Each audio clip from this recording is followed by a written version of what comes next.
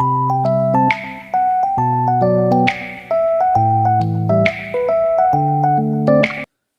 বন্ধুরা, আশা করি সকলে ভালো আছেন। ভাইটাল পাল চ্যানেলের পক্ষ থেকে সকলকে স্বাগত জানাই।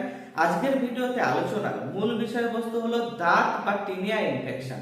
তো বন্ধুরা, যেহেতু আজকে এই ভিডিওতে দাঁত বা টিনিয়া ইনফেকশন নিয়ে আলোচনা করব, সেহেতু এই ভিডিওটি না টেনে অবশ্যই পুরো ভিডিওটি দেখবেন।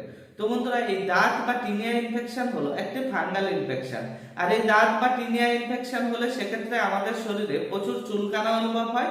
তার কারণ হলো এই সময়তে আমাদের এলার্জি লেভেল হাই থাকে, আর এই এলার্জি লেভেল হাই থাকার কারণে আমাদের চুলকানা অনুভব হয়। সেহেতু আমাদের শরীরে এলার্জি টেস্ট করানোটা খুবই জরুরি, কারণ এলার্জি টেস্ট করালে আপনারা বুঝতে পারবেন কোন খাবারে কত পার্সেন্ট এলার্জি আছে। তো যেহেতু সচরাচর আমরা যেটা জেনে থাকি যে দাঁত বা টিনিয়া ইনফেকশন হলে সেক্ষেত্রে আমাদের ডাল, ডিম, কচুর ফুল, কচুর লতি এ সমস্ত খেলে একটু এলার্জি বেশি হয়। তাই কারণে এই সমস্ত খাবার থেকে দূরে থাকাই ভালো। অবশ্যই যে এই ডাল, বেগুন, চিংড়ি মাছ এতেই যে এই সমস্ত খাবার থেকেই যে এলার্জি হয় তেমন কিন্তু নয়। এক এক মানুষের এক এক কারণে এলার্জি হতে পারে। তাই কারণে তার জন্য এলার্জি টেস্ট করানোটা খুবই জরুরি। এবং কিছু কিছু মানুষের ধুলো বা ধোঁয়া থেকেও, ফুলের গন্ধে, রেণু থেকেও এলার্জি হতে দেখা যায়। এবং এই দাঁত বা টিনিয়া ইনফেকশন হলে আপনারা কখনোই পুকুরের জলে স্নান করবেন না, সবসময় টিউবওয়েলের জলে স্নান করবেন। এবং পরিবারের যে ব্যক্তির এই দাঁত বা টিনিয়া ইনফেকশন হয়েছে অবশ্যই দিনের শেষে সেই ব্যক্তির ব্যবহৃত জামা কাপড় প্রতিদিন দিনের শেষে ধুয়ে, সাবান জল দিয়ে ধুয়ে এবং গরম জল দিয়ে ধুয়ে পরিষ্কার করে নেওয়াটা খুবই জরুরি। এবং ওই ব্যক্তির ব্যবহৃত জামা কাপড় পরিবারের অন্য কোনো ব্যক্তির ব্যবহার করা কখনোই উচিত হবে না। তার কারণ এই দাঁত বা টিনিয়া ইনফেকশন হলে সেক্ষেত্রে সেই ব্যক্তির জামা কাপড় যদি পরিবারের অন্য কোনো ব্যক্তি ব্যবহার করে, তো সেক্ষেত্রে এই দাঁত বা টিনিয়া ইনফেকশন সেই ব্যক্তির গায়েও হতে দেখা যাবে। সেই কারণে এই দাঁত বা টিনিয়া ইনফেকশন হলে অবশ্যই সেই ব্যক্তির ব্যবহৃত জামা কাপড় অন্য ব্যক্তি ব্যবহার করা কখনোই উচিত নয়।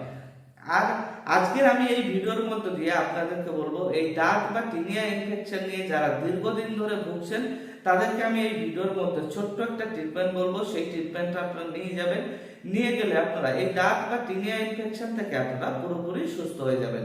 তো বন্ধুরা, এই দাঁত বা টিনিয়া ইনফেকশন হলে সাধারণত আমরা ইট্রাকোনাজল ট্যাবলেট খেয়ে থাকি, টার্বিনাফিন ট্যাবলেট খেয়ে থাকি। তো সেক্ষেত্রে কিছুদিন কমে থাকে, কিছুদিন কমে থাকার ফলে আবার রিপিটেড ঘুরে আসতে দেখা যায়। তো আমি এই ভিডিওর মধ্য দিয়ে আপনাদেরকে একটা ট্রিটমেন্ট বলবো, সেই ট্রিটমেন্টটা নিয়ে যাবেন। নিয়ে গেলে আপনাদের আর এই দাঁত বা টিনিয়া ইনফেকশন আর ঘুরে আসবে না। তো বন্ধুরা, এই দাঁত বা টিনিয়া ইনফেকশন ঘুরে আসার দুটো কারণ আছে। দুটো কারণের মধ্যে এক নম্বর কারণ হলো, এই দাঁত বা টিনিয়া ইনফেকশন হলে আমাদের প্রথম 2-4 দিন মেডিসিন নিলাম এবং অয়েন্টমেন্ট লাগালাম, লাগানোর পরে একটু কমে গেলে সঙ্গে সঙ্গে বন্ধ করে দেওয়া হয়। আর এই বন্ধ করে দেওয়ার কারণে মেডিসিনের কোর্স পুরোপুরি কমপ্লিট না হওয়ার কারণে কিন্তু দ্বিতীয়ত আবার ঘুরে আসতে দেখা যায়। এবং আরেকটা কারণ হলো যে এই দাঁত বা টিনিয়া ইনফেকশন শরীরের হাতে হতে পারে, পায়ে হতে পারে, গায়ে, বডির যে কোনো স্কিনে এই দাঁত বা টিনিয়া ইনফেকশন হতে পারে। আর এই দাঁত বা টিনিয়া ইনফেকশন হলে সেক্ষেত্রে সেখানে অয়েন্টমেন্ট লাগালে বা ট্রিটমেন্ট নিলে কমে যাবে। কমে যাওয়ার পরে সেখানে একটা স্কিনের উপরে কালো বা সাদা যে কোনো একটা দাগ হবে। সেই দাগ যতদিন না পর্যন্ত পাশের স্কিনের সঙ্গে মিলে যায় ততদিন পর্যন্ত আপনাদের একবার করে হলেও অবশ্যই মলম লাগানোটা খুবই জরুরি। তার কারণ এই মলম না লাগালে ওই যে দাগ হয়ে আছে, সাদা হোক বা কালো হোক, দাগ হওয়ার কারণে যে দাগটা হয়ে আছে সেই দাগের থেকে আবার কিছুদিন বাদে সেখান থেকে এই দাগ বা টিনিয়া ইনফেকশন কেটে উঠতে দেখা যায়, রিপিটেড ঘুরে আসতে দেখা যায়। তো আমি আপনাদেরকে এই ভিডিওর মধ্য দিয়ে একটা ছোট্ট ট্রিটমেন্ট বলবো। ট্রিটমেন্টটা নিয়ে যাবেন। নিয়ে গেলে যারা এই দাঁত বা টিনিয়া ইনফেকশন নিয়ে অনেক দিন ধরে ভুগছেন, অনেক কিছু ট্রাই করেছেন, কমছে না বা কমেনি, তাদের জন্য আমি আপনাদেরকে এই ভিডিওতে একটা ট্রিটমেন্ট বলবো। সেই ট্রিটমেন্টটা আপনি নিয়ে গেলে আপনারা 21 দিনের মধ্যে অবশ্যই এই দাঁত বা টিনিয়া ইনফেকশন থেকে আপনারা পুরোপুরি সুস্থ হয়ে যাবেন।